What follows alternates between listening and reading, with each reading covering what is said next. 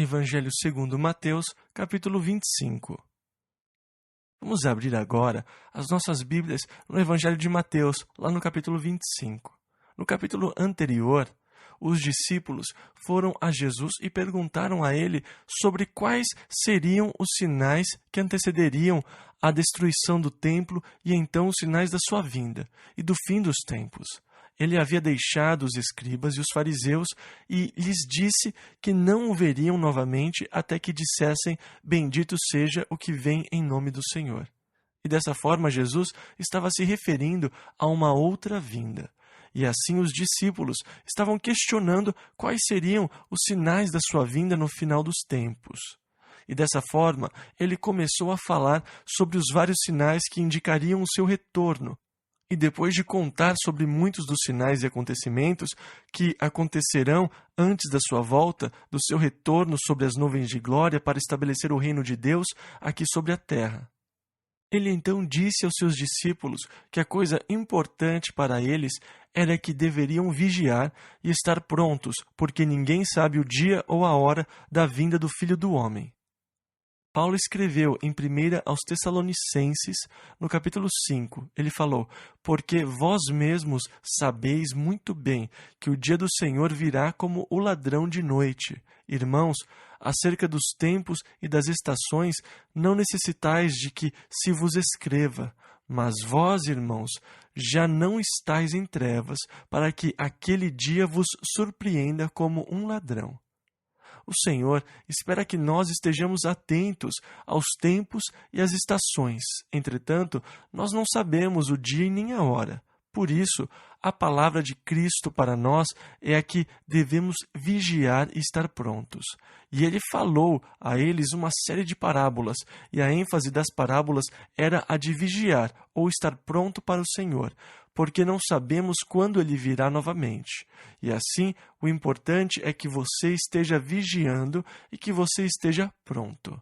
E dessa forma, nós estamos continuando, ao começarmos aqui o capítulo 25, nessa série de parábolas, com o tema principal a importância de nós vigiarmos e a importância de estarmos prontos quando ele retornar.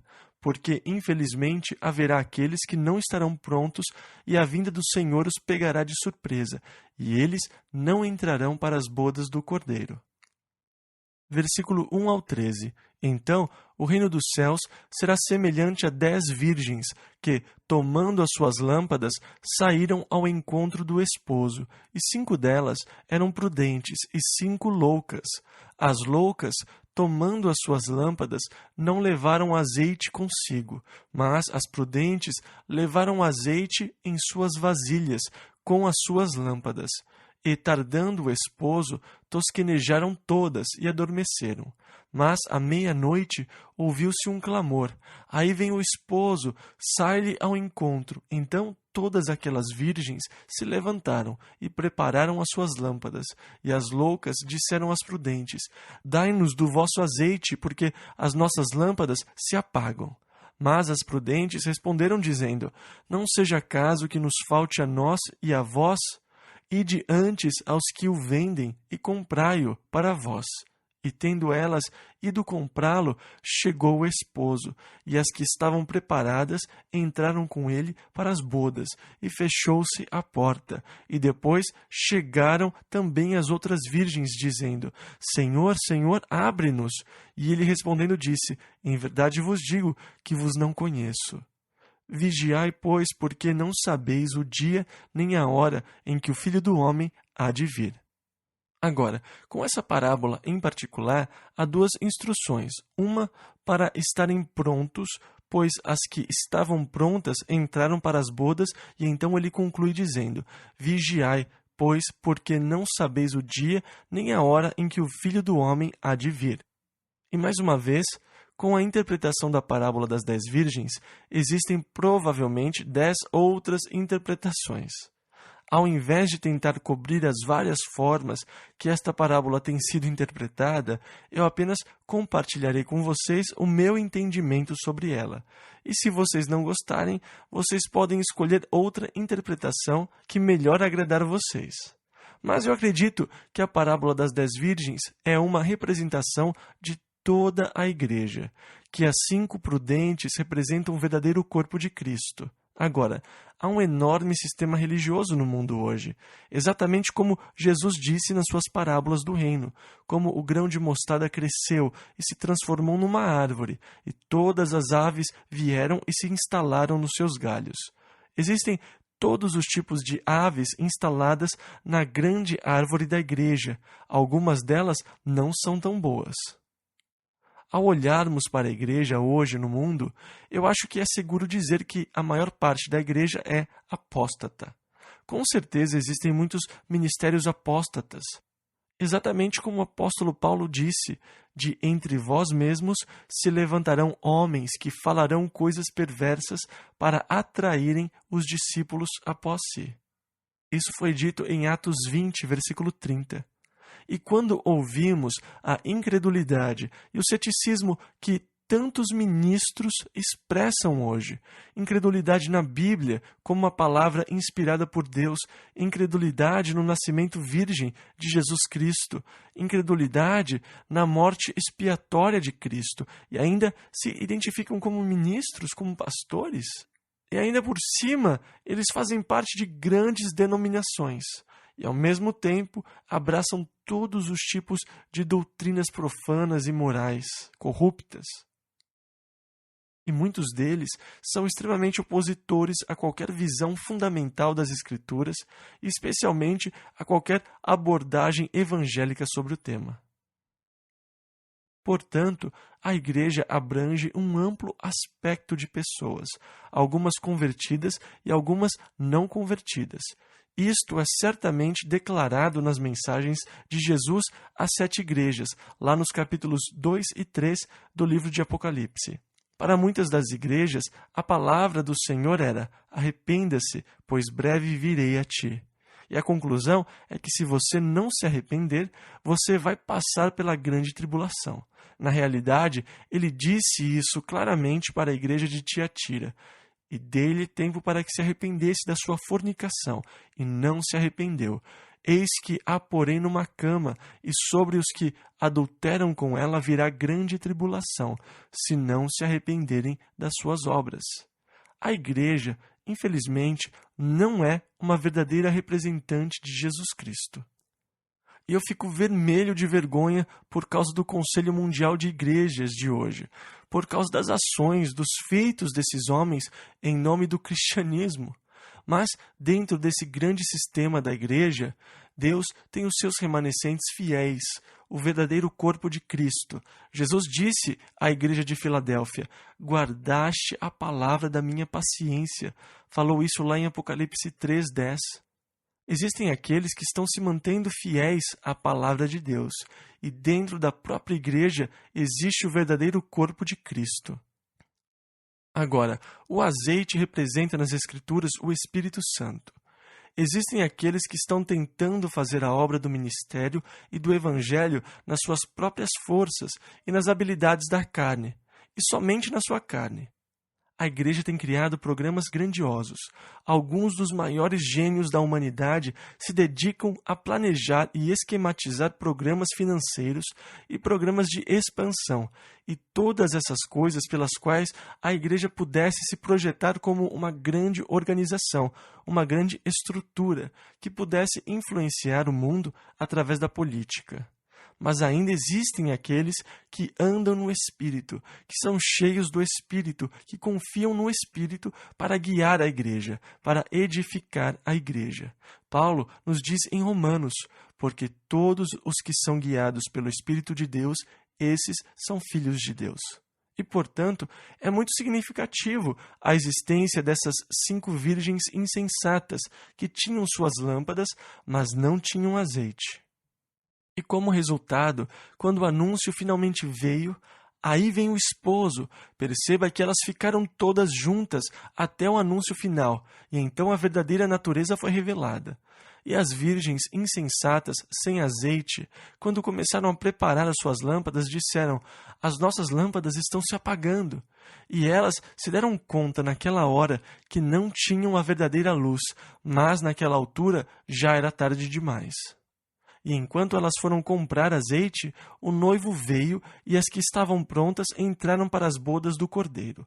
As que foram insensatas, quando voltaram, disseram: Abra para nós. Mas o Senhor disse: Eu não vos conheço, tarde demais. Por isso, estejam prontos, e não somente isso, andem no Espírito, sejam guiados pelo Espírito, dependam do Espírito de Deus, sejam cheios do Espírito. Todas essas são instruções dadas a nós por todo o Novo Testamento. E vigiem, porque vocês não sabem quando o Senhor virá. Versículos 14 e 15. Porque isto é também como um homem que, partindo para fora da terra, chamou os seus servos e entregou-lhes os seus bens, e a um deu 5 talentos. E 1 talento é, na verdade, uma medida de peso, e o seu valor depende se for cobre, prata ou ouro. Versículo 15 ao 30. E a outro 2 talentos, e a outro 1, e cada um segundo a sua capacidade, e ausentou-se logo para longe. E tendo ele partido, o que recebera 5 talentos, negociou com eles e granjeou outros 5 talentos, os aumentou. Da mesma sorte, o que recebera 2, granjeou também outros 2. Mas o que recebera 1, foi e cavou na terra e escondeu o dinheiro do seu senhor. E muito tempo depois veio o senhor daqueles servos e fez contas com eles. Então aproximou-se o que recebera 5 talentos, e trouxe-lhe outros 5 talentos, dizendo: Senhor, entregaste-me 5 talentos. Eis aqui outros 5 talentos que granjeei com eles. E o seu senhor lhe disse: Bem está, servo bom e fiel. Sobre o pouco foste fiel, sobre muito te colocarei. Entra no gozo do teu senhor. E chegando também o que tinha recebido 2 talentos, disse: Senhor, entregaste-me 2 talentos, eis que com eles granjeei outros 2 talentos. Disse-lhe o seu senhor: Bem está, bom e fiel servo. Sobre o pouco foste fiel, sobre muito te colocarei. Entra no gozo do teu senhor. Mas, chegando também o que recebera 1 talento, disse: Senhor, eu conhecia-te, que és um homem duro, que ceifas onde não semeaste, e ajuntas onde não espalhaste. E atemorizado, escondi na terra o teu talento. Aqui tens o que é teu. Respondendo, porém, o seu senhor disse-lhe: Mau e negligente servo, sabias que ceifo onde não semeei e ajunto onde não espalhei? Devias então ter dado o meu dinheiro aos banqueiros, e quando eu viesse, receberia o meu com os juros. Tirai-lhe, pois, o talento, e dai-o ao que tem os 10 talentos, porque a qualquer que tiver será dado, e terá em abundância, mas ao que não tiver, até o que tem ser-lhe-á tirado. Lançai, pois, o servo inútil nas trevas exteriores, ali haverá pranto e ranger de dentes. Aqui, novamente, o Senhor está nos dizendo que Ele quer que nós sejamos produtivos com as suas coisas. Seja o que for que Deus tenha nos confiado para cuidar ou guardar, Deus espera que nós o usemos e sejamos produtivos com isso. Não para enterrarmos ou escondermos, não para apenas tentarmos preservar, mas o Senhor quer que aumentemos o que Ele nos confiou. É interessante que a quantidade que ele deu para cada um foi de acordo com as suas habilidades. Mas a pessoa que recebeu 2 talentos foi recompensada da mesma forma daquele que recebeu 5. E porque dobraram o que lhes foi dado, eles foram chamados pelo Senhor de bons e servos fiéis e receberam seus lugares no reino. Esta parábola parece indicar que a nossa posição no reino de Deus, quando Jesus vier estabelecer o reino sobre a terra, será relacionada à fidelidade com as coisas que Deus tem colocado no nosso cuidado. Se Deus colocou coisas sob os meus cuidados, então eu sou responsável para usar essas coisas para aumentar o reino de Deus.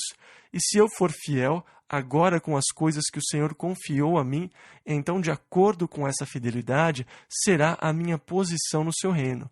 Está escrito num dos evangelhos: Bem está, servo bom, porque no mínimo foste fiel, sobre 10 cidades terás autoridade.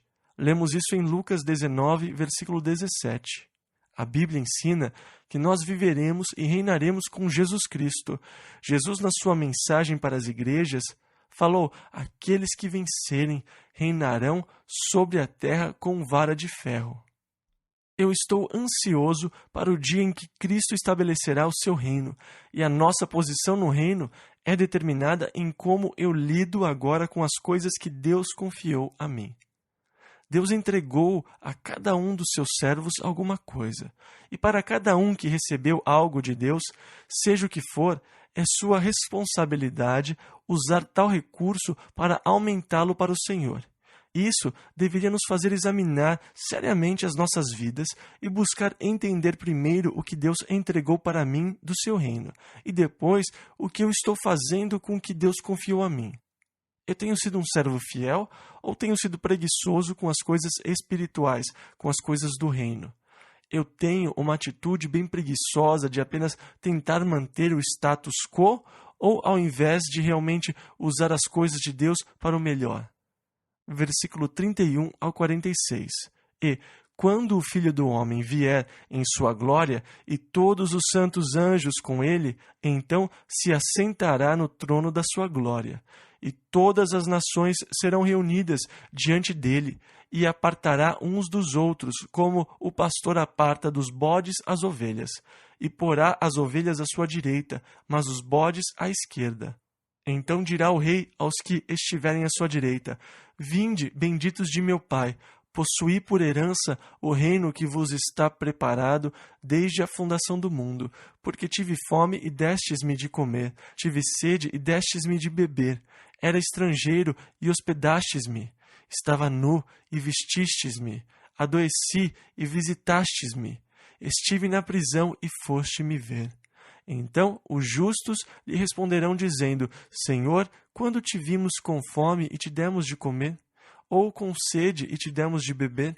E quando te vimos estrangeiro e te hospedamos? Ou nu e te vestimos? E quando te vimos enfermo ou na prisão e fomos ver-te? E respondendo o rei, lhes dirá: em verdade vos digo que quando o fizestes a um destes meus pequeninos irmãos, a mim os fizestes. Então dirá também aos que estiverem à sua esquerda: apartai-vos de mim, malditos, para o fogo eterno, preparado para o diabo e seus anjos. Porque tive fome, e não me destes de comer, tive sede, e não me destes de beber. Sendo estrangeiro, não me recolhestes, estando nu, não me vestistes, e enfermo e na prisão, não me visitastes. Então eles também lhe responderão, dizendo: Senhor, quando te vimos com fome ou com sede, ou estrangeiro, ou nu, ou enfermo, ou na prisão, e não te servimos? Então lhes responderá, dizendo: em verdade vos digo que, quando a um destes pequeninos o não fizestes, não o fizestes a mim.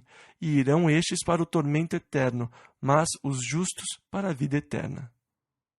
Quando Jesus retornar à terra em glória para estabelecer o seu reino sobre a terra, a primeira coisa será o julgamento das nações, no qual será determinado quais pessoas que sobreviveram à grande tribulação poderão entrar na era do reino. E assim, todos os povos de todas as nações estarão juntos diante de Cristo para esse período de julgamento. Assim, é possível que uma pessoa sobreviva à grande tribulação e veja o Senhor quando ele voltar novamente, mas ainda não ser capaz de entrar na era do reino. Haverá uma divisão bem definida naquele tempo, quando ele separará as pessoas, as nações, como um pastor separa as ovelhas dos bodes. Daniel, no capítulo 12, ao perguntar ao Senhor: quando será o fim? E o Senhor disse a ele: e desde o tempo em que o sacrifício contínuo for tirado e posta a abominação desoladora, haverá 1290 dias. Daniel 12:11. E ele disse: bem-aventurado o que espera e chega até 1335 dias. Daniel 12:12. Eu acredito que este seja o período em particular que Jesus está se referindo aqui em Mateus 25, que provavelmente durará por 40 dias, que é o número do julgamento nas Escrituras. 40 é o número do julgamento. E choveu por 40 dias e 40 noites. E isto é um tipo de simbolismo numérico, o número do julgamento. E parece que, na verdade, Jesus julgará por 45 dias, do dia 1290 ao dia 1335.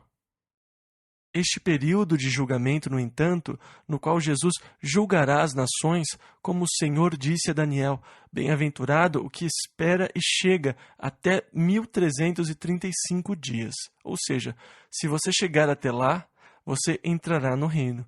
Ele terá expulsado do reino, naquela altura, aqueles que ele considera ser indignos. Perceba que para aqueles que são referidos como as suas ovelhas, ele disse: Vinde, benditos de meu Pai, possuí por herança o reino que vos está preparado desde a fundação do mundo. É interessante como as Escrituras frequentemente se referem ao plano de Deus para as nossas vidas como algo que existe desde a fundação do mundo. Paulo disse, escolhido por ele desde a fundação do mundo, lá em Efésios. O plano de Deus, o plano eterno de Deus para que os seus filhos desfrutem da glória do seu reino.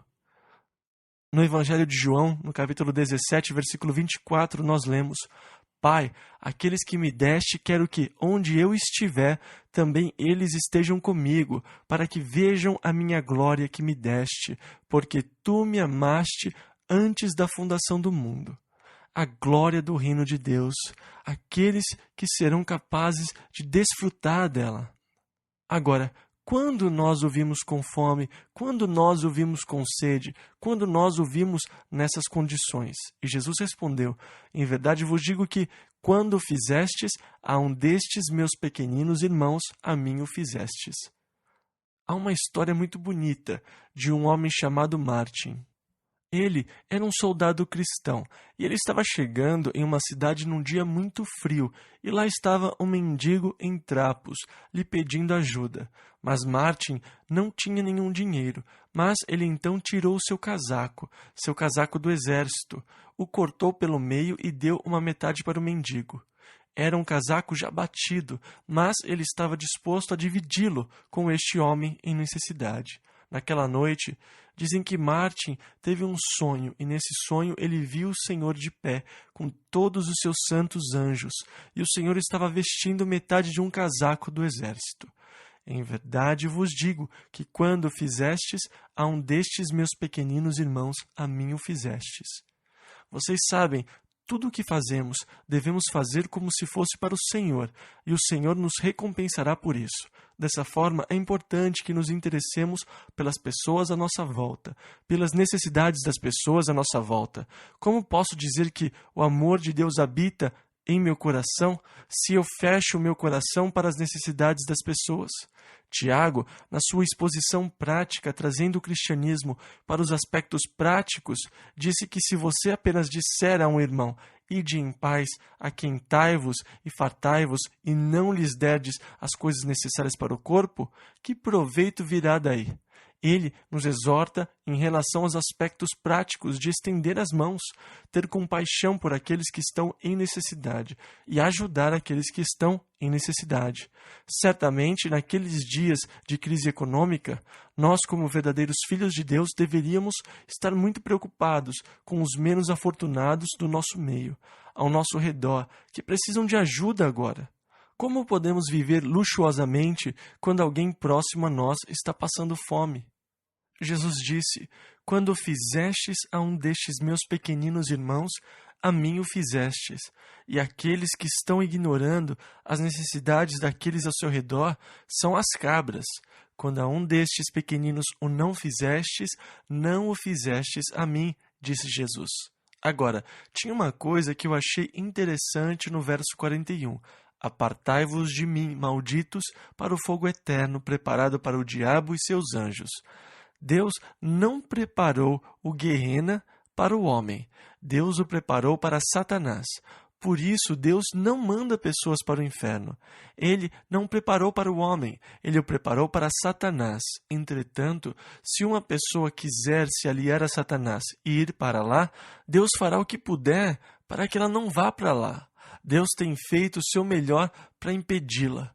Ele enviou o seu único filho para salvar o homem desse destino. Mas, se uma pessoa quer rejeitar a provisão de Deus, se uma pessoa está inclinada a se rebelar contra Deus e se juntar à rebelião de Satanás contra o reino de Deus, então uma pessoa pode, por sua própria vontade e através de suas próprias escolhas, passar a eternidade separada de Deus.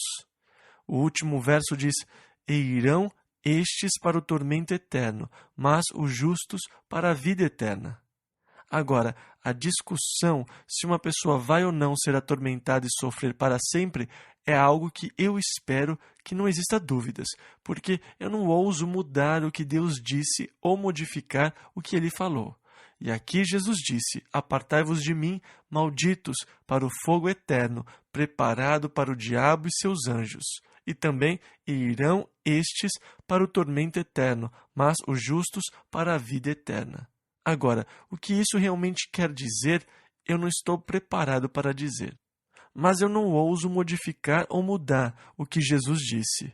E outra, por que vocês deveriam se preocupar com isso, se vocês não estão indo para lá?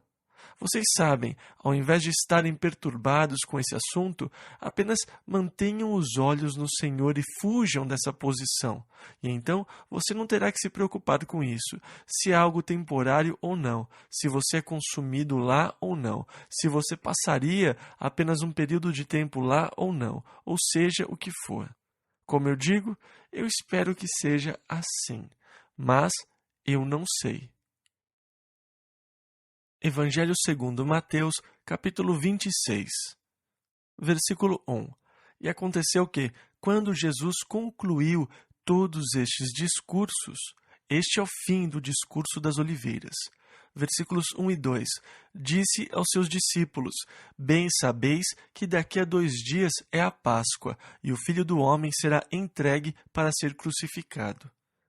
Isto é interessante, porque isso aparentemente era uma segunda, quando Jesus fez o seu discurso das oliveiras. Ele fez a sua entrada triunfal no domingo, que é conhecido como Domingo de Ramos, e depois, no dia seguinte, ele voltou ao templo. E ele havia estado lá no dia anterior e purificou as coisas, expulsou os cambistas. No dia seguinte, quando ele foi até os escribas e os fariseus, que lhe disseram: "Com qual autoridade?" E eles o desafiaram. E enquanto estavam deixando o templo, eles disseram: "Senhor, qual será o sinal da sua vinda e quando será a destruição do templo?" E Jesus fez então o discurso das oliveiras. Agora, ao terminar o discurso, ele disse aos seus discípulos: "Vocês sabem que daqui a 2 dias será a Páscoa, e o Filho do Homem será traído e crucificado." Se ele estava dizendo isso na segunda, significa então que a Páscoa, dali a 2 dias, seria, é claro, celebrada na quarta. E Jesus foi crucificado no dia da celebração da Páscoa. Assim, isso dá a entender que Jesus foi crucificado numa quarta, o que daria então os 3 dias e as 3 noites no coração da terra. As pessoas têm uma dificuldade enorme em entender que, do ponto de vista de um domingo, de uma crucificação na sexta até o domingo de manhã, para conciliar, 3 dias e 3 noites, você precisa fazer malabarismo. Assim, daqui a 2 dias será a Páscoa e o Filho do Homem será traído e crucificado. Versículo 3. Depois, os príncipes dos sacerdotes e os escribas e os anciãos do povo reuniram-se na sala do sumo sacerdote, o qual se chamava Caifás. Na verdade, existiam 2 sumos sacerdotes, Caifás e Anás. Caifás havia sido apontado por Roma, e Anás era o aceito pelo povo, pelos religiosos. Versículos 4 e 5.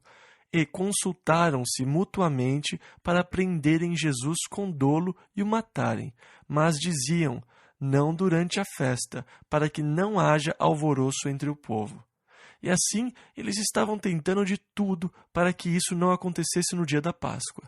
Mas para que se cumprisse os tipos do Velho Testamento, era importante que Jesus fosse crucificado como o Cordeiro de Deus no dia da Páscoa. e dessa forma eles estavam tentando evitar o dia da Páscoa a qualquer custo, mas eles não conseguiram evitar isso, porque era o correto que na festa da Páscoa, na qual lembravam como o Cordeiro foi crucificado para salvar os primogênitos. Assim, o Cordeiro de Deus estabeleceria agora uma nova aliança de Deus com o povo. Era importante que isso acontecesse naquele dia da comemoração da Páscoa, Cristo e o seu sofrimento por nós. Versículos 6 ao 8. E, estando Jesus em Betânia, em casa de Simão o leproso, aproximou-se dele uma mulher com um vaso de alabastro, com unguento de grande valor, e derramou-lhe sobre a cabeça, quando ele estava assentado à mesa. E os seus discípulos, vendo isto, indignaram-se, dizendo: Por que é este desperdício? Agora, no Evangelho de João, ele nos diz que quem disse isso foi Judas Iscariotes.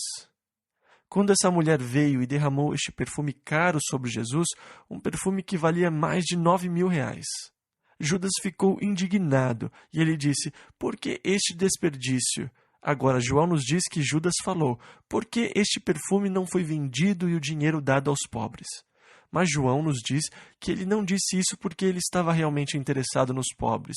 E nisto é claro que o musical Jesus Cristo Superstar tropeçou, caiu e quebrou um nariz, e realmente revelou o verdadeiro caráter do retrato todo. Porque nessa parte eles fazem Judas aparecer como um herói. Eles retratam Judas como um homem muito benevolente. Ele tem uma grande preocupação pelos pobres. E este desperdício extravagante com Jesus, quando o dinheiro poderia ter sido dado aos pobres. E Judas sai como um herói brilhante. E Jesus se torna, naquela parte do musical, uma pessoa extravagante, descuidada, que ignora as necessidades dos outros.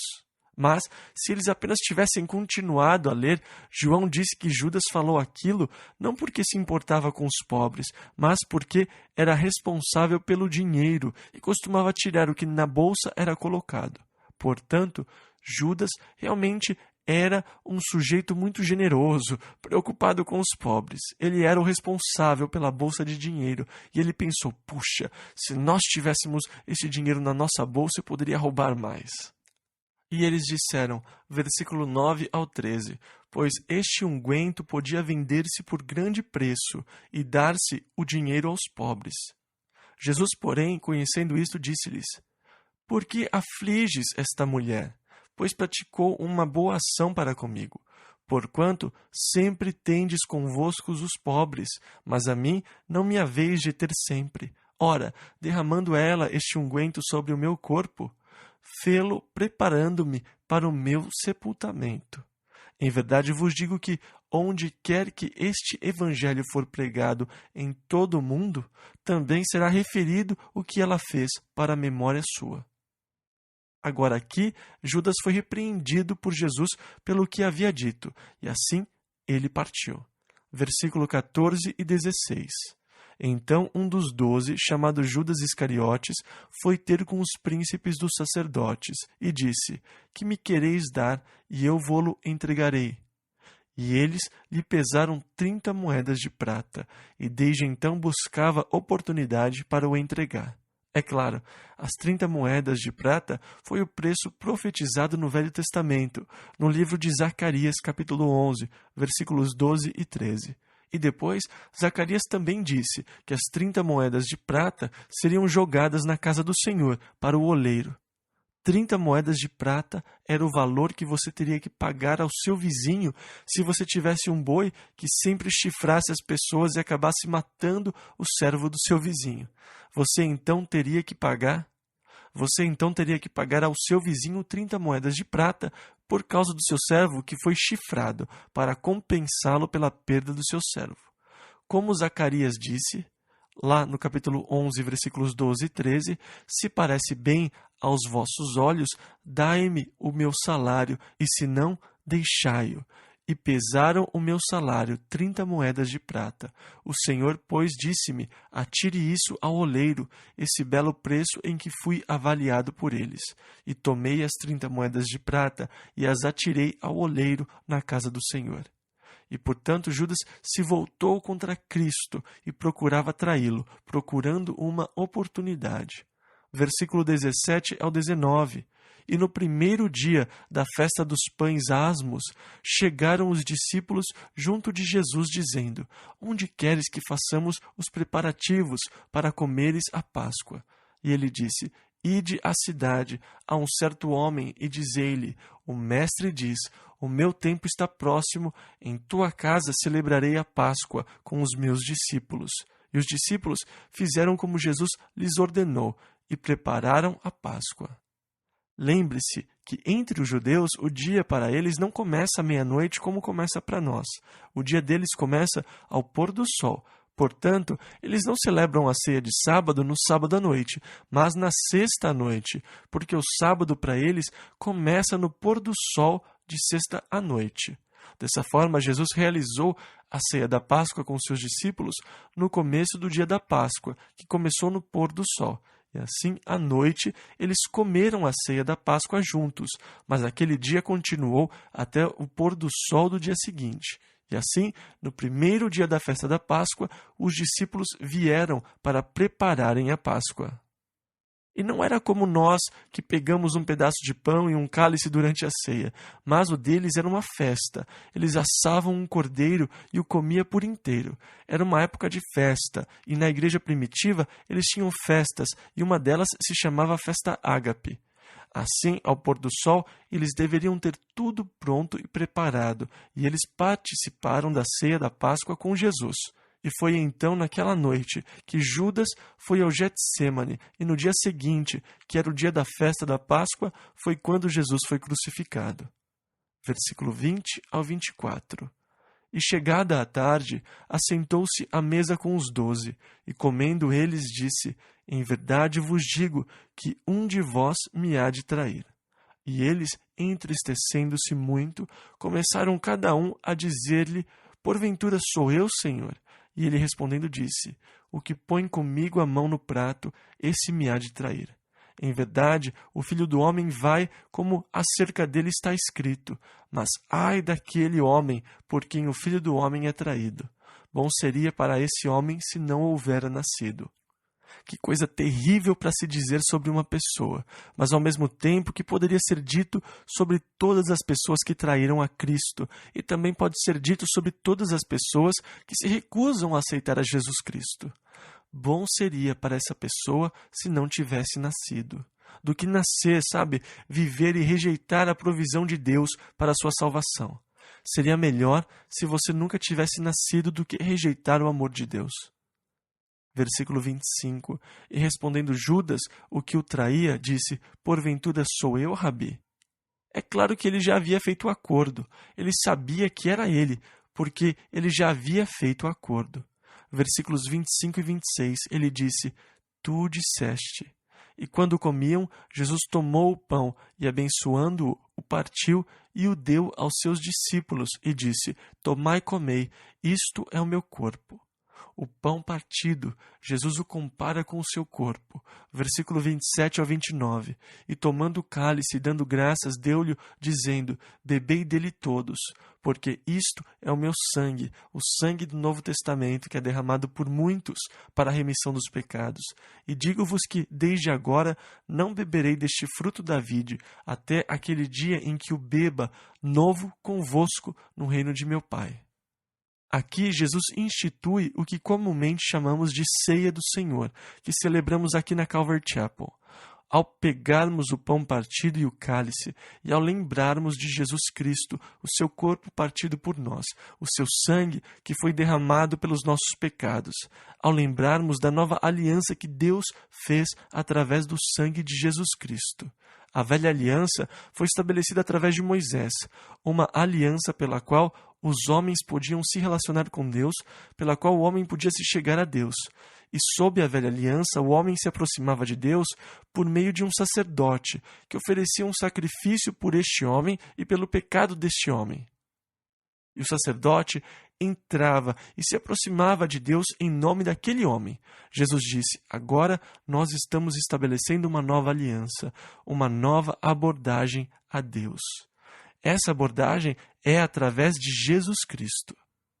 No livro aos Hebreus, o autor vai ao extremo para declarar como a aliança que temos em Jesus Cristo é muito melhor, mostrando que a aliança estabelecida através do sacerdócio dos levitas tinha que ser retomada ano após ano.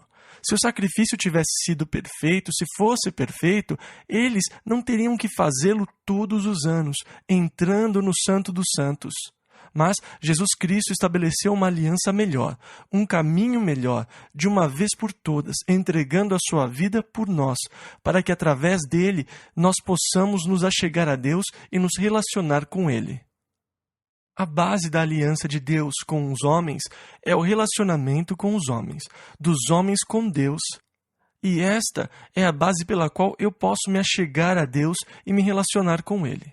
Deus abriu um caminho para todos nós chegarmos a Ele, que é através de Jesus Cristo e o sangue que Ele derramou pelos nossos pecados. E dessa forma, Cristo está instituindo, através desse memorial da Páscoa, aquilo que a Páscoa sempre estava se referindo. Eles observavam o sábado, as luas novas e tudo mais. Paulo disse aos Colossenses, no capítulo 2, versículo 17, essas coisas são sombras das coisas futuras, mas o corpo é de Cristo. Todas as observâncias da festa da Páscoa no Velho Testamento estavam apenas apontando para o verdadeiro Cordeiro de Deus, que daria sua vida pelos pecados de todo o mundo e estabeleceria uma aliança pela qual os homens, através dele, poderiam chegar a uma unidade com Deus. E assim, uma linda aliança pela qual nos achegamos a Deus através de Jesus Cristo. Agora, eu estou ansioso por aquele dia em que eu beberei do cálice no reino do seu Pai, junto com Ele. Um dia eu terei uma ceia gloriosa com o Senhor, e nós estaremos juntos com Jesus, lá no reino de Deus. Versículo 30. E tendo cantado o hino, saíram para o Monte das Oliveiras. Eu queria muito que eles tivessem uma mesa para gravação com 24 canais naquela época. Eu adoraria ter um CD de Jesus cantando com os seus discípulos, os 12 homens cantantes. Judas já havia partido, ficando Jesus com os 11 discípulos. O que eles cantaram? Na verdade, eles cantaram o Salmo 136. Este é o salmo que eles tradicionalmente cantam no final da Páscoa. E dessa forma você pode ler as letras que Jesus cantou, o hino que ele cantou com os seus discípulos lá no Salmo 136, que é tradicionalmente cantado no final da festa da Páscoa. Diz assim: louvai ao Senhor, porque Ele é bom, porque a sua benignidade dura para sempre. Louvai ao Senhor.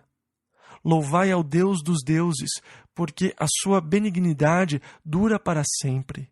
Louvai ao Senhor dos senhores, porque a sua benignidade dura para sempre.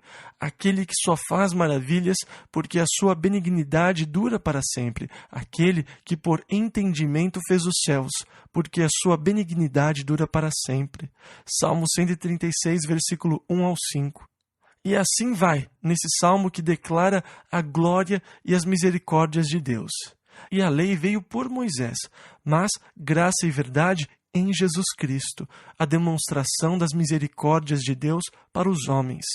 Versículo 31 ao 35. Então Jesus lhes disse: todos vós, esta noite, vos escandalizareis em mim, porque está escrito, lá em Zacarias: ferirei o pastor, e as ovelhas do rebanho se dispersarão.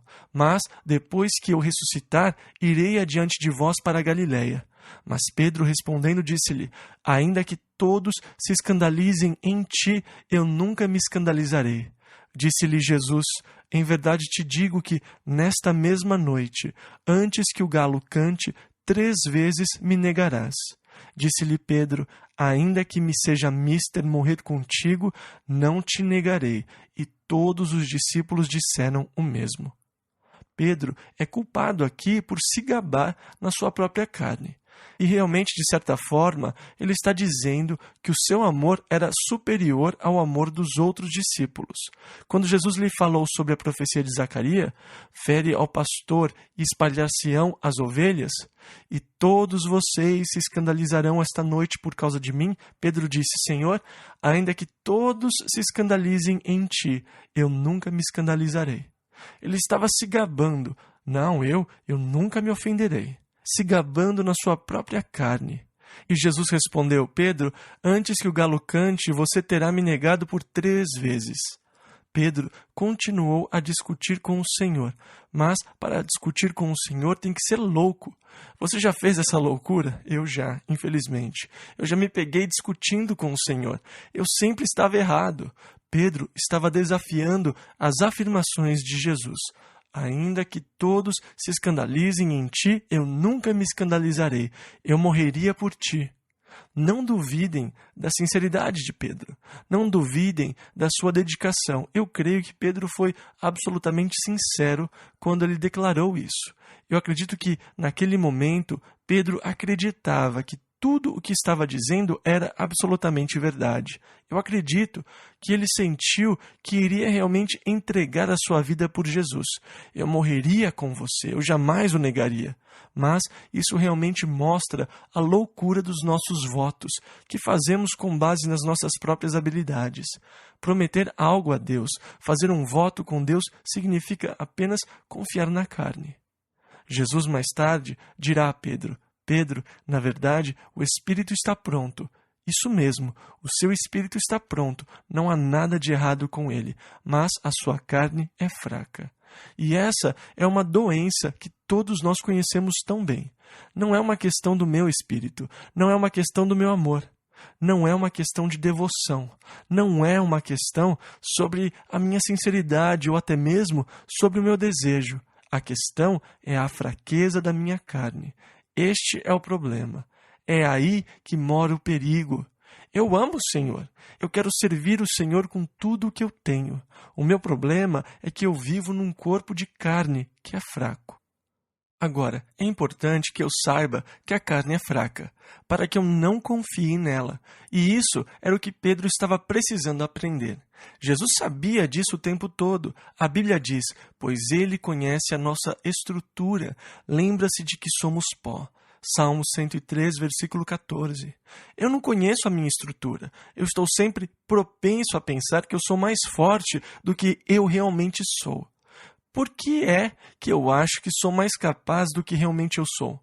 E por causa da minha sensação de habilidade, de poder, a confiança que eu às vezes tenho nas minhas habilidades, Deus deve revelar a mim as fraquezas da minha própria carne, para eu aprender a não confiar em mim mesmo, mas confiar completamente nele. Se eu estou confiando em mim mesmo, se me tornar uma pessoa autoconfiante, então a minha força sempre estará limitada em mim mesmo. As minhas habilidades sempre estarão limitadas em mim mesmo. Mas se eu aprender que eu sou fraco, que eu não consigo, e se eu aprender a confiar no Senhor e na sua força e na sua capacidade, então eu terei força e capacidade ilimitadas. E Deus quer trazer você às amplas dimensões da força ilimitada, do potencial ilimitado, das capacidades ilimitadas, mas confiando nele para fazer a obra. E Pedro precisava aprender isso, e o seu espírito realmente estava pronto, mas a sua carne era fraca. Jesus sabia disso, mas Pedro não. Ele precisava saber disso, e é claro que ele acabou descobrindo isso. Versículos 36 e 37. Então chegou Jesus com eles a um lugar chamado Getsêmani, e disse a seus discípulos, assentai-vos aqui, enquanto vou além orar. E levando consigo Pedro e os 2 filhos de Zebedeu, começou a entristecer-se e a angustiar-se muito. Toda a situação, a pressão, começou a vir sobre Jesus nesse momento. Versículo 38. Então lhes disse, a minha alma está cheia de tristeza até a morte. Ficai aqui e velai comigo. É quase como se Jesus estivesse levando esses três que ele havia trazido àquele relacionamento próximo e íntimo com ele mesmo. Os três que tiveram o privilégio de estar no Monte da Transfiguração com ele. Os três que eram frequentemente designados para missões especiais. Fiquem aqui comigo, velem comigo, a minha alma está cheia de tristeza até a morte. Fiquem aqui e velem comigo. Jesus estava buscando apoio dos seus três discípulos mais próximos. Versículo 39. E indo um pouco mais para diante, prostrou-se sobre o seu rosto, orando e dizendo: Meu Pai, se é possível, passe de mim este cálice. E nós lembramos que ele disse: Este cálice é a nova aliança do meu sangue, que é derramado para a remissão de pecados. Meu Pai, se é possível, passe de mim este cálice. Se o que for possível, se remissão de pecados for possível.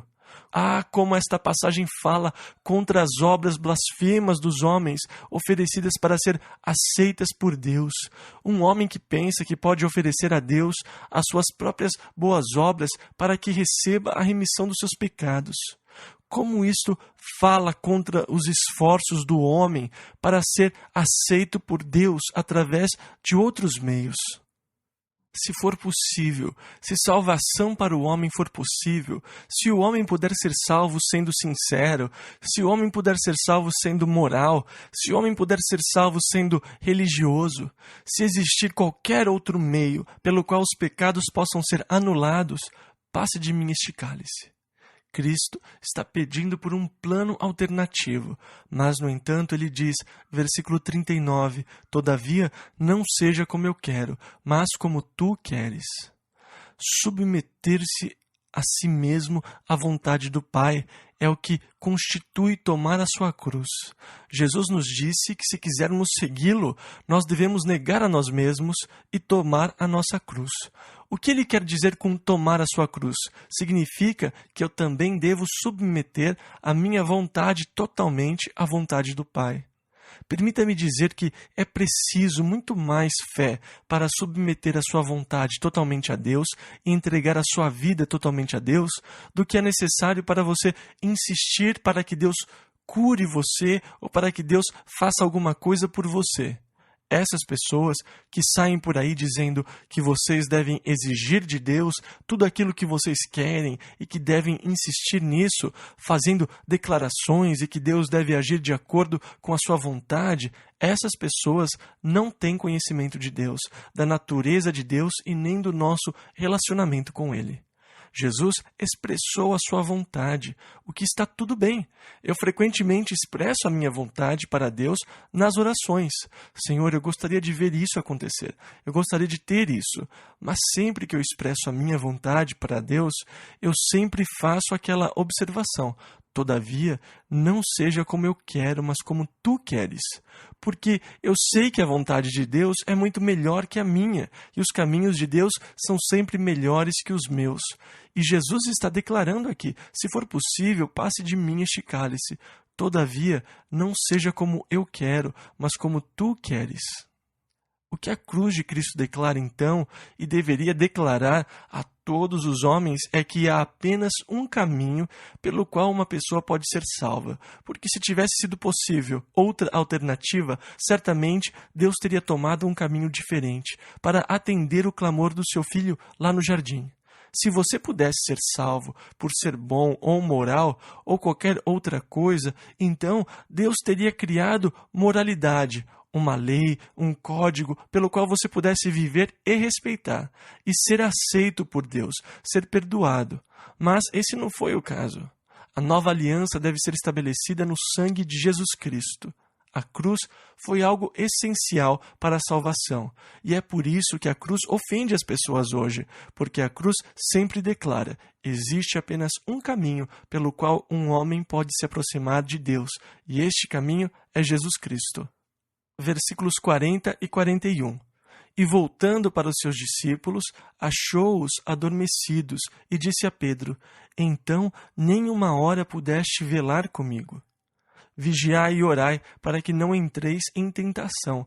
Na verdade, o espírito está pronto, mas a carne é fraca. E aqui, quando Jesus precisava do apoio deles, mais do que em qualquer outra hora, ele não o teve, porque eles estavam dormindo. Ao invés de ficarem acordados, ao invés de orarem, ao invés de estarem lá para incentivar e fortalecer, os seus discípulos estavam cansados e estavam dormindo. E Jesus os acorda e meio que chama a sua atenção. Nenhuma hora pudesse velar comigo? Vigiai e orai para que não entreis em tentação. E então, compreensivo, ele disse: eu sei que na verdade o espírito está pronto, este não é o problema, mas a carne é fraca, e eu sei disso. Versículo 42. E indo segunda vez, orou dizendo: Pai meu, se este cálice não pode passar de mim, sem eu o beber, faça-se a tua vontade. Ele estava entregando-se completamente à vontade do Pai. Faça-se a tua vontade. Versículo 43 ao 45. E, voltando, achou-os outra vez adormecidos, porque os seus olhos estavam pesados. E, deixando-os de novo, foi orar pela terceira vez, dizendo as mesmas palavras. Então chegou junto dos seus discípulos e disse-lhes: dormi agora e repousai. Agora, essas não são palavras de desprezo ou de repreensão, mas estas são palavras de amor aos homens que ele havia se tornado tão próximos. Perceba que tem 2 pontos aqui. E então, dormi agora e repousai. Deve haver provavelmente um intervalo de algumas horas, designado por esses 2 pontos. E eu acredito que, durante este intervalo de tempo, com os discípulos cansados ou dormindo ali no chão do jardim do Getsêmani, Jesus apenas se sentou. Vocês não conseguem ficar acordados comigo, mas eu guardarei vocês.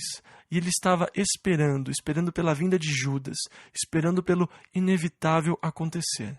E eu acho que ele estava sentado lá, olhando para os seus discípulos com amor e orando por cada um deles. Eu acho que ele saiu orando pelos discípulos. Senhor, aqui está o Pedro, e ele vai cometer um grande erro e vai ficar tão desanimado. Ele vai se sentir tão culpado, isso vai consumi-lo. Senhor, ajuda o Pedro. Senhor, apenas trabalhe na vida dele. Pai, use-o como um instrumento para fortalecer os outros quando o Senhor terminar a sua obra nele. Em Lucas 22, 32, nós lemos que Jesus disse: Pedro, eu roguei por ti, para que a tua fé não desfaleça, e tu, quando te converteres, confirma a teus irmãos. Eu acho que Jesus estava orando isso bem nesse momento, enquanto ele estava sentado lá, observando os discípulos, e há um intervalo de tempo de talvez algumas horas, porque ele havia ido para o jardim após o jantar, e o jantar começava por volta das 6 da tarde, e depois do jantar foram para o jardim, e lá ele passou um tempo em oração, e depois já era quase de manhã quando Jesus chegou, porque Jesus ainda estava com Caifás quando o galo cantou, indicando que estava prestes a amanhecer. Eles começam a cantar mais ou menos às 5 da manhã. E assim, por umas 2 horas, Jesus provavelmente se sentou lá, olhando para eles, guardando o seu sono, orando por eles. Conhecendo a dor de cabeça, conhecendo a confusão que eles experimentariam, conhecendo sobre toda a experiência, o trauma que eles sofreriam quando o vissem crucificado. Eu acho que ele estava orando para que o Pai os fortalecesse. E frequentemente eu me pego pensando como ele está sentado lá em cima, nos guardando como nosso Senhor. Vocês sabem que ele está lá intercedendo por nós, sabendo que ele vive para interceder por nós. E quantas vezes ele apenas se senta e vê você dormindo, e ele diz: Pai, ele vai ter um dia muito duro amanhã, ele vai enfrentar muitos problemas, Senhor, o fortaleça. Pai, ministra a ele. Como é lindo a ideia de Jesus se sentar lá no jardim e guardar o sono dos seus discípulos. Agora, um intervalo de tempo se passou, e Jesus então disse: acordem, versículos 45 e 46. Eis que é chegada a hora, e o Filho do Homem será entregue nas mãos dos pecadores. Levantai-vos, partamos, eis que é chegado o que me trai. Ele provavelmente podia ouvir os soldados vindo pelo jardim. Ele os ouviu enquanto estavam passando pelo Vale do Cedron, seguindo o caminho a partir da casa de Caifás. E barulho parece viajar muito facilmente naquele país. Versículo 47 ao 49. E estando ele ainda a falar, eis que chegou Judas, um dos 12, e com ele grande multidão, com espadas e varapaus, enviada pelos príncipes dos sacerdotes e pelos anciãos do povo. E o que o traía tinha-lhes dado um sinal, dizendo: o que eu beijar é esse, prendei-o. E logo, aproximando-se de Jesus, disse: eu te saúdo, Rabi, e beijou-o. Esta é uma palavra interessante em grego, porque diz no grego que tem uma palavra para beijo, que é o beijo que você dá no rosto da sua esposa quando você sai de manhã. E tem uma outra palavra grega para beijo, que é um beijo mais apaixonado. E o interessante é que essas duas palavras gregas são empregadas aqui. Judas disse: o que eu beijar, ou seja, um beijinho no rosto. Mas quando Judas chegou e beijou Jesus, a outra palavra grega é usada aqui, dizendo que ele o beijou mais apaixonadamente. Versículo 50. Jesus, porém, lhe disse: amigo, a que vieste? Então, aproximando-se eles, lançaram mão de Jesus e o prenderam. Um outro evangelho fala que Jesus disse: Judas, com um beijo traz o Filho do Homem. Versículo 51. E eis que um dos que estavam com Jesus, nós sabemos por outros evangelhos que foi Pedro, mas é claro que nós saberíamos de qualquer forma, não saberíamos disso? Versículo 51. E eis que um dos que estavam com Jesus, estendendo a mão, puxou da espada e, ferindo o servo do sumo sacerdote, cortou-lhe uma orelha.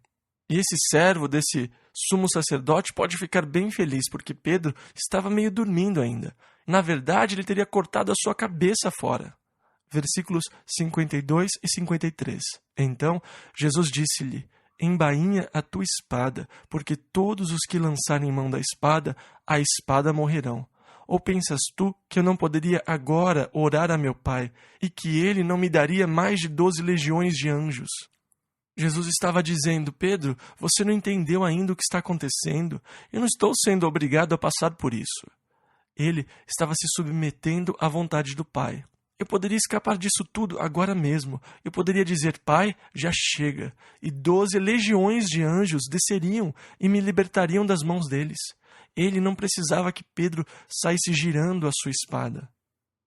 No Velho Testamento, nós lemos que quando o anjo do Senhor passou pelo exército da Síria, pelo acampamento dos sírios, numa noite, um anjo matou 185.000.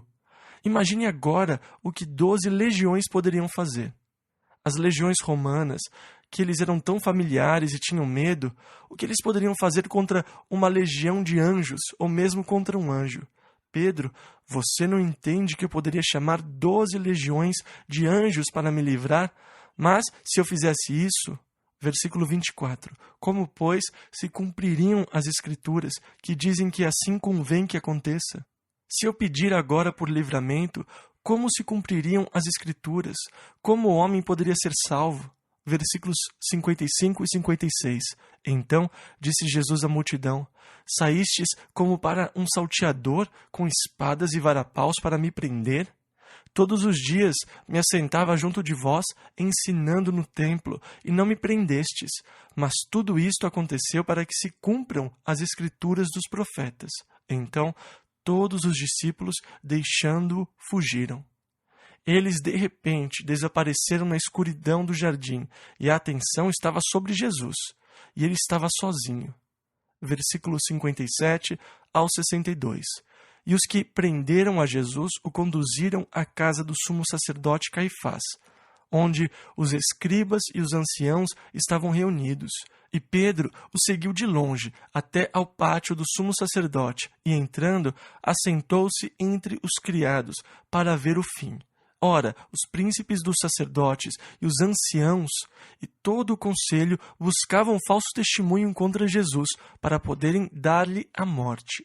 E não o achavam, apesar de se apresentarem muitas testemunhas falsas. Não o achavam. Mas, por fim, chegaram 2 testemunhas falsas e disseram: este disse: eu posso derrubar o templo de Deus e reedificá-lo em 3 dias. E levantando-se o sumo sacerdote, disse-lhe: não respondes coisa alguma ao que estes depõem contra ti? Agora, é claro, Jesus estava falando sobre o templo do seu próprio corpo. Quando lhe pediram por um sinal, ele disse: "Eu posso derrubar o templo e reedificá-lo em 3 dias." E agora, eles estão usando esta frase, dizendo: ele disse: "Destruam o templo de Deus e ele os reconstruirá em 3 dias." É claro que, mesmo quando Jesus disse isso, eles o desafiaram. Eles disseram: "Nós passamos 46 anos construindo esse templo. O que você quer dizer com reedificá-lo em 3 dias?" Mas Jesus estava falando sobre o templo do seu próprio corpo. Versículo 63. Jesus, porém, guardava silêncio e, insistindo, o sumo sacerdote disse-lhe. E Jesus não respondeu até que o sumo sacerdote o desafiou, dizendo, versículo 63, "Conjuro-te pelo Deus vivo que nos digas se tu és o Cristo, o Filho de Deus." Agora, ele o está conjurando pelo Pai, pelo Deus vivo, e por isso Jesus respondeu. Versículo 64 ao 67. Disse-lhe Jesus: "Tu disseste. Digo-vos, porém, que vereis em breve o Filho do Homem assentado à direita do poder e vindo sobre as nuvens do céu." Então o sumo sacerdote rasgou as suas vestes, dizendo: "Blasfemou! Para que precisamos ainda de testemunhas? Eis que bem ouvistes agora a sua blasfêmia. Que vos parece?" E eles respondendo disseram: "É réu de morte." Então cuspiram-lhe no rosto e lhe davam punhadas, e outros o esbofeteavam. Em Isaías, no capítulo 50, no versículo 6, ele está profetizando sobre Jesus. "As minhas costas ofereci aos que me feriam, e a minha face aos que me arrancavam os cabelos. Não escondi a minha face dos que me afrontavam e me cuspiam." Cuspir na sociedade oriental é um total sinal de desprezo. E não é simplesmente cuspir a saliva que está na sua boca. Eles realmente cavavam fundo. É horrível. Eles já cuspiram em nós lá em Israel. As pessoas dessa cultura, se você tirar uma foto, por exemplo, e eles não quiserem que você tire fotos deles, então é melhor você ser capaz de se esquivar. Eles mostram o seu desprezo cuspindo na pessoa. É um desprezo absoluto. É uma das coisas mais vergonhosas que você pode fazer para uma pessoa. E é claro que é facilmente reconhecido. Isaías disse: "E lhes arrancaram os cabelos, ou barba. Eles puxavam a sua barba ao esbofetearem o seu rosto." Um dos evangelhos nos diz que eles cobriram o rosto de Jesus e então o esbofeteavam, que é muito mais doloroso. Os nossos corpos são maravilhosamente projetados e nós temos ótimas ações reflexivas. Se eu ver uma pancada vindo, o meu corpo instantaneamente reage a esse golpe e flui com ele. E ao fluir com o golpe, eu acabo amortecendo o golpe e assim ele não é tão severo, tão duro. Quando os zagueiros se machucam de verdade, é quando eles não veem o que está por vir. Eles veem aqueles grandes jogadores pesando 125 quilos cada, vindo na sua direção, e eles apenas relaxam e fluem com o impacto. E você vai ficar bem contanto que você veja e o seu corpo responda e reaja. E com essa ação reflexiva, você flui com a pancada. Mas, quando você não vê, você não está esperando. É quando você realmente se machuca. É quando você realmente se machuca para valer. E o mesmo acontece no boxe. É quando você vai para cima que o outro boxeador te pega com um golpe e você não consegue voltar. Muitas pessoas perguntam como eles conseguem levar tantas pancadas. Bem, você acaba aprendendo a fluir com o golpe. Você aprende a relaxar e você amortece a pancada ao fluir com ela. Uma pessoa é nocauteada quando não está fluindo.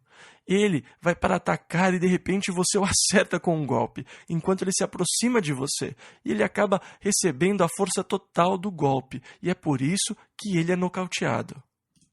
Agora, ao cobrirem o rosto de Jesus, eles tiraram essa vantagem das ações reflexivas e de amortecer os golpes. E com o rosto coberto, eles começaram a bater nele. Ele recebia o impacto total do golpe. E então eles gritavam, versículo 68, "Profetiza-nos, Cristo, quem é o que te bateu?" Tudo isso ele suportou porque ele lhe amou, meu irmão. Agora, Isaías continua lá no capítulo 52 a falar sobre o sofrimento que Jesus passaria e disse: como pasmaram muitos à vista dele, pois o seu parecer estava tão desfigurado, mais do que o de outro qualquer, e a sua figura mais do que a dos outros filhos dos homens.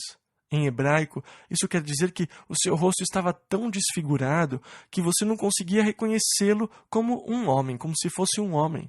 Do momento que arrancaram a sua barba, cobriram a sua cabeça com um saco e começaram a esmurrá-lo e a esbofeteá-lo, o seu rosto começou a inchar e contusões e machucados apareceram.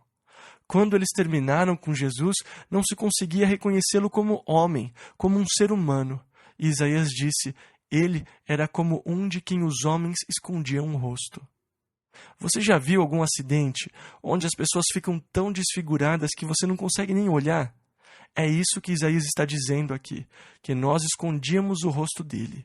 Mas então Isaías falou: mas ele foi ferido por causa das nossas transgressões e moído por causa das nossas iniquidades.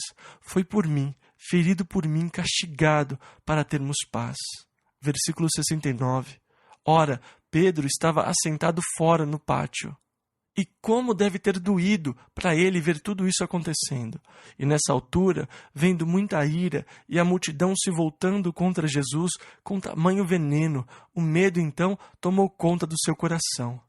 Versículo 69 ao 72.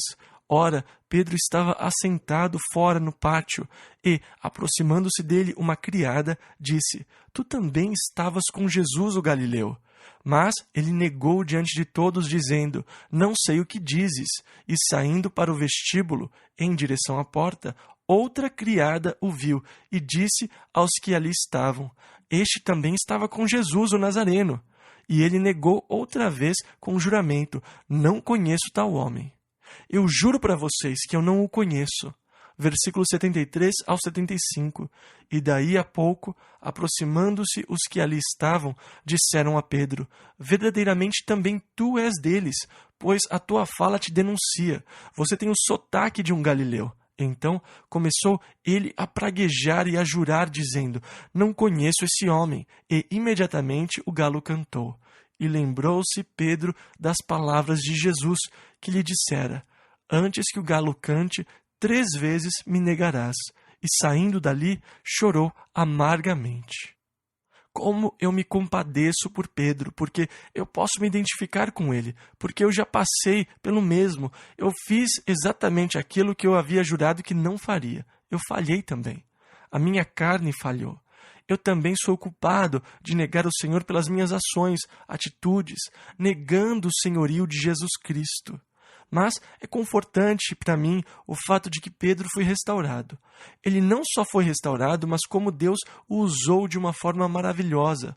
Apesar de Pedro ter tantos defeitos, apesar dele ser impulsivo, apesar dele recorrer à espada facilmente, apesar de tantas vezes ter sido repreendido e apesar de até mesmo ser culpado por falhar sob a pressão da crise, o Senhor tomou Pedro e o usou de uma forma maravilhosa, como um instrumento para o crescimento da igreja. Isso me anima muito, porque eu sei que Deus pode usar homens como Pedro, e assim Ele pode usar homens como eu e você. Mas primeiro é preciso que Deus prepare o homem que Ele vai usar. Lemos em Efésios 2:10, porque somos criação de Deus, realizada em Cristo Jesus, para fazermos boas obras, as quais Deus preparou antes para nós as praticarmos. E Deus está trabalhando nas nossas vidas para tirar a nossa confiança da nossa carne, para nos tornar conscientes da nossa necessidade de depender totalmente de Jesus Cristo. Assim, quando Deus começar a trabalhar nas nossas vidas e através das nossas vidas, nós não levaremos o crédito ou a glória pela obra que Deus tem feito, mas reconhecer que a minha carne é fraca e que de mim mesmo não posso fazer nada. Quando Deus trabalha em mim, eu posso apenas louvar a Deus e engrandecer o Senhor, que usa instrumentos imperfeitos para fazer a sua obra, os ungindo com o poder do seu Santo Espírito. e eu busco apenas ser capacitado pelo Espírito de Deus, de tal maneira que acaba por compensar pela fraqueza da minha carne. E então eu me regozijo na vitória que Deus me dá através do Espírito. Deus quer trabalhar em cada um de nós. Deus deu um talento a cada um de nós. É importante o que fazemos com esse talento. É muito importante que nós não o enterremos, mas que o usemos para a sua glória. Que nós aumentemos aquilo que Deus confiou a nós e então que possamos devolver ao Senhor com o devido aumento. Vamos orar. Pai, nós o agradecemos por essas lições. Esconda-as em nossos corações, Senhor. Ensina-nos a sua verdade, em nome de Jesus. Amém.